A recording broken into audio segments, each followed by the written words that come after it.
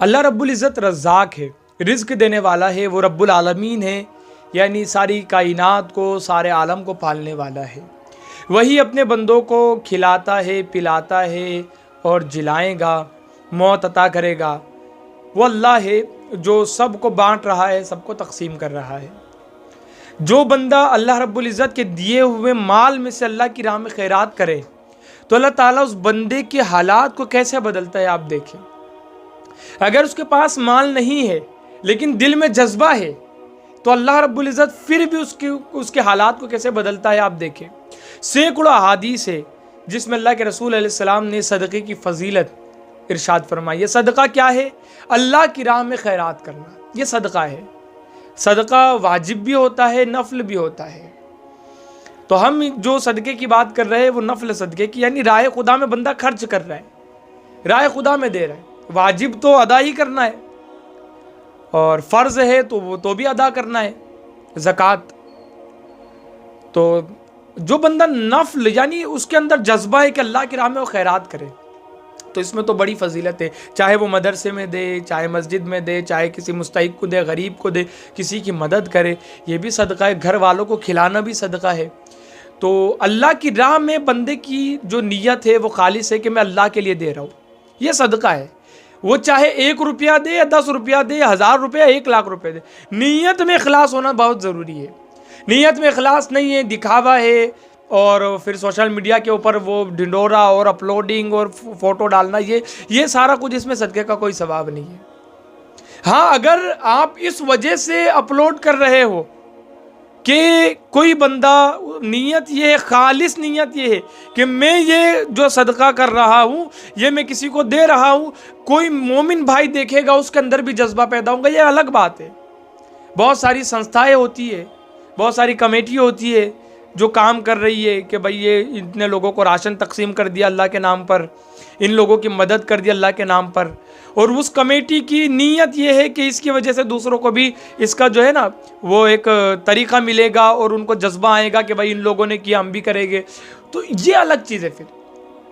लेकिन अगर दिखावे की नीयत है कि लोगों को पता चले कि हम कितना काम करते हैं, कितना खैरात करते, तो फिर कोई सदक़े का सवाब नहीं है। फिर बहरहाल अल्लाह के रसूल अलैहि सलाम इरशाद फरमाते हैं कि अपने बीमारों का इलाज सदक़े के ज़रिए से करो। सदका बलाओं को टाल देता है, सदका माल में कमी नहीं करता है बल्कि सदका माल को बढ़ा देता है।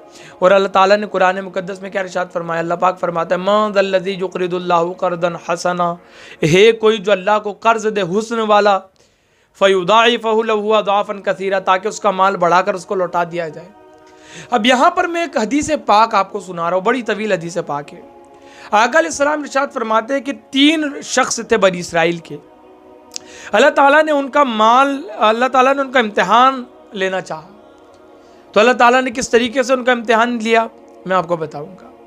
नंबर 1 जो था आदमी, वो कोढ़ी था, यानी बर्स की बीमारी में मुब्तला था। वो बदन पर वाइट वाइट धब्बे होते हैं, जो वो बर्स की बीमारी उसको कहते हैं, कोढ़ी का मरीज उसको कहते हैं। दूसरा गंजा था, उसके सर पर बाल नहीं थे। तीसरा अंधा था। अब अल्लाह ताला ने इनका इम्तिहान लेना चाहा। किस तरीके से अल्लाह ताला इम्तिहान ले रहा है और सदक़े की फजीलत भी आपको मैं बताऊंगा कि अल्लाह ताला कैसे हालात बदलता है सदक़े के ज़रिए से। तो अल्लाह ताला ने इम्तिहान लेना चाहा तो अल्लाह ताला ने क्या किया? एक फरिश्ते को इंसानी शक्ल में कोढ़ी के मरीज़ के पास भेजा। तीनों का इम्तिहान है, तीनों के पास हो जाएगा। तो वो जब कोढ़ी के मरीज़ के पास गया, बर्स के बीमार के पास जब वो गया तो उसने फरिश्ते ने सवाल किया कि तुझे सबसे ज़्यादा क्या चीज़ पसंद है? अब इंसान की तबीयत में ये बात है कि जो चीज़ इंसान के पास नहीं होती वही इंसान ज़्यादा पसंद करता है। उसके पास सफ़ेद चमड़ी नहीं थी, साफ़ सुथरी चमड़ी नहीं थी, साफ़ सुथरी स्किन नहीं थी, वो बर्स की बीमारी में मुब्तला था। उसने कहा कि मैं चाहता हूँ कि अल्लाह ताला जो है मेरा कलर साफ़ कर दे, मुझे सफ़ेद कलर बड़ा पसंद है, साफ़ सुथरी जिल्द बड़ी पसंद है। तो फरिश्ते ने उसके बदन पर हाथ फेरा तो उसका जो मर्ज था वो चला गया, उसकी चमड़ी बिल्कुल सफ़ेद हो गई, गोरी हो गई बिल्कुल। बड़ा खुश हुआ वो। फिर फरिश्ते ने दूसरा सवाल किया, तुझे माल में सबसे ज़्यादा क्या पसंद है? तो उसने कहा ऊँट, ऊँट मुझे बड़ा पसंद है। पहले जो माल होता था ना, जो करेंसीज होती थी और जो मालो दौलत होती थी वो इसी को समझा जाता था कि किसी के पास जानवर की बड़ी भरमार है, किसी के पास ऊंट है, किसी के पास गाय है, किसी के पास बकरियां हैं, तो ये ऐसे शख्स मालदार हुआ करते थे। अभी तो करेंसीज है और अभी मालो दौलत है, बड़ा सोना है, खजाना है वगैरह, लेकिन उस वक्त मालो दौलत इसी को समझा जाता था। उसने कहा माल बड़ा पसंद है, माल में ऊंट बड़ा पसंद है। तो फरिश्ते ने उसको एक हामिला, एक पेट वाली ऊँटनी दे दी और उसके बरकत की दुआ कर दी। अब कुछ दिनों के बाद उसके पास बड़ा ऊँट ही ऊँट हो गए, बड़े, बहुत मालदार हो गया वो। दूसरा शख्स जो था अंधा, उसके पास जाने से पहले ये फरिश्ता गया गंजे के पास और गंजे से कहा कि तुझे सबसे ज़्यादा क्या चीज़ पसंद है? उसने कहा अच्छे बाल, घने बाल मुझे बड़े पसंद है। फरिश्ते ने उसके सिर पर हाथ फेरा, उसको बाल मिल गए, बड़े खूबसूरत बाल उसको अल्लाह ताला ने अता कर दिए। फिर फरिश्ते ने सवाल किया तुझे माल में सबसे ज़्यादा क्या पसंद है? उसने कहा गाय। तो फरिश्ते ने उसको हामिला गाय दे दी और बरकत की दुआ कर दी। उसके पास भी बहुत सारे खजाना हो गया गायों का, बड़ी गायें उसके पास हो गई, बड़ा मालदार हो गया वो भी। अब अंधे के पास गया फरिश्ता। अब अंधे के पास जब गया तो उससे सवाल किया। अब देखो, जिनकी नीयत साफ होती है, जिनका दिल साफ होता है, जो मुखलिस होते हैं, तो उनके जवाब भी कैसे होते हैं। उसने डायरेक्ट कहा कि मुझे सफ़ेद चमड़ी पसंद है, इसने डायरेक्ट कहा कि मुझे घने बाल बड़े पसंद है। इससे भी फरिश्ते ने सवाल किया तू बता तुझे क्या पसंद है? इसने कहा कि अल्लाह ताला ने मुझे आंखों की नेमत से महरूम रखा है, अगर अल्लाह ताला मुझे आंखें अता फरमा दे, आंखों में रोशनी अता फरमा दे तो मैं देख सकता हूँ। फरिश्ते ने उसके आंख पर हाथ फेरा, उसको अल्लाह ताला ने रोशनी अता कर दी। फिर उसने सवाल किया फरिश्ते ने तुझे माल में सबसे ज़्यादा क्या पसंद है? उसने कहा मुझे बकरियां बड़ी पसंद है। फरिश्ते ने उसको एक हामिला बकरी दे दी, उसके भी पास बकरियां ही बकरियां हो गई, बहुत सारी बरकत की दुआ कर दी फरिश्ते ने, बकरी ही बकरी, तीनों तीन मालदार हो गए। चूंकि इम्तिहान लेना है तो अब अल्लाह ताला ने किस तरीके से इम्तिहान लिया, अब माल और दौलत अता कर दिया अल्लाह ताला ने। और ये भी इंसान को समझना चाहिए कि कोई सोने का चम्मच मुंह में लेकर के पैदा नहीं होता है। दुनिया में आता है, अल्लाह ताला उसको माल देता है, मेहनत करता है, अल्लाह ताला उसको माल देता है, और फिर उसको चाहिए कि वो अल्लाह की राह में खर्च करे, अल्लाह की राह में खैरात करे। और इंसान को अपनी हालात को भूलना नहीं चाहिए कि वो गरीब था, अल्लाह ताला ने मालदार किया, वो लागर था, अल्लाह ताला ने सेहत अता किया, हाथ दिया अल्लाह ताला ने, जबान दिया अल्लाह ताला ने, पैर दिया अल्लाह ताला ने, छीन ले अल्लाह, कोई क्या कर सकता है? कोई कुछ नहीं कर सकता। अल्लाह ताला ने आंखों में रोशनी दी, वो छीन ले, इंसान कुछ नहीं कर सकता। एक पैर उठे दूसरा पैर कुव्वत खत्म कर दे, कोई क्या कर सकता है? तो दिया हुआ अल्लाह का है, तो इंसान को अपनी मोहताजी, अपनी बेबसी का ख्याल रखना चाहिए कि मैं कुछ नहीं हूं, जो है अल्लाह का है। अल्लाह छीन ले इंसान कमजोर हो जाए, अल्लाह दे दे इंसान मालदार हो जाए। तब अल्लाह ताला को मकसूद ये था कि इम्तिहान लिया जाए। तो वो अल्लाह ताला ने एक फरिश्ते को, जो कोड़ी का मरीज था, तो वो पहले जिस हालत में था उस हालत में इस फरिश्ते को कर दिया। यानी इसके पास अब बर्स की बीमारी है, ये कोड़ी का मरीज है।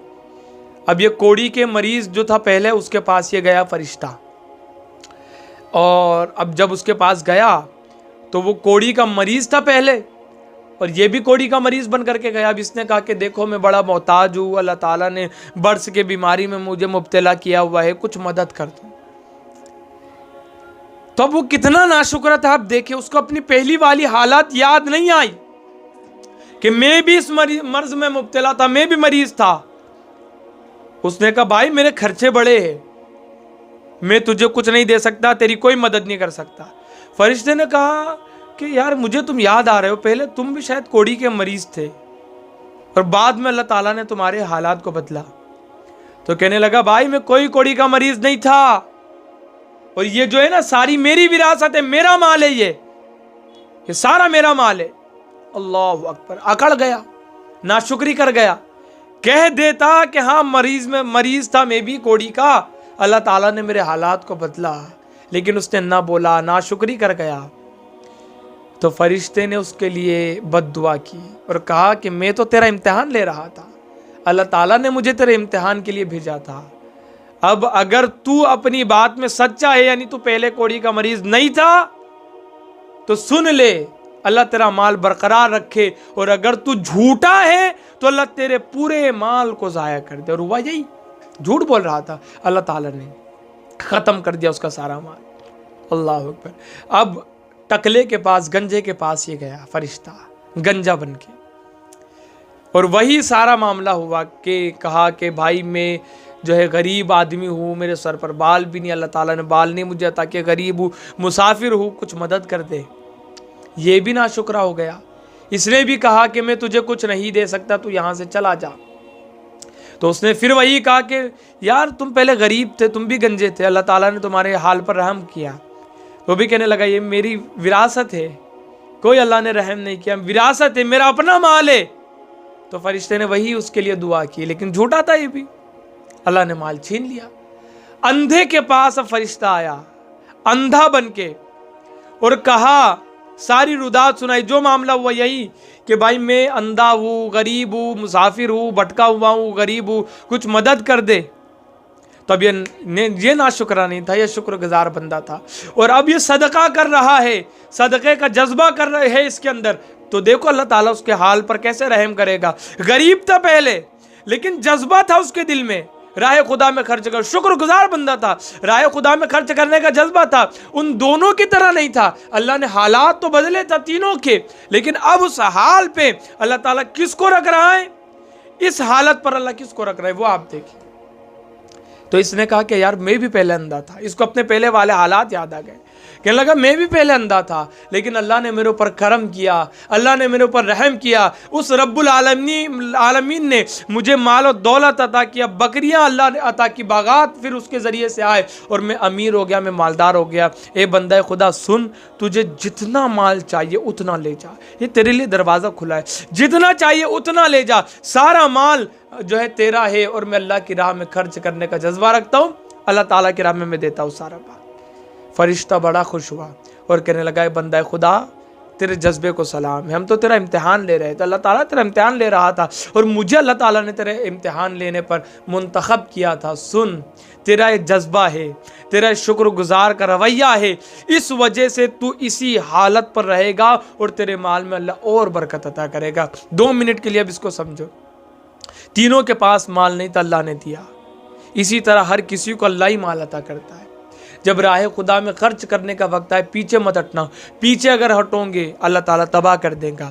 आगे अगर बढ़ोगे, शुक्रगुजार बंदा बनोगे, और अल्लाह की राह में खैरात करने का जज्बा रखोगे, तो अल्लाह हालत भी बदलेगा, और उस हालत में और बरकत अता करेगा अल्लाह ताला।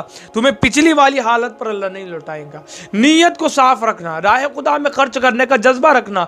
इस तरीके से जो बंदा सदका करे, अल्लाह की राह में खैरात करे, अल्लाह ताला उसको बड़ा माल अता करेगा, अल्लाह ताला उसके हालात को ज़रूर बदलेगा। सदके के ज़रिए से बलाओं को ख़त्म करो, अल्लाह ताला बेहतरीन हालत में हमें लौटाएगा।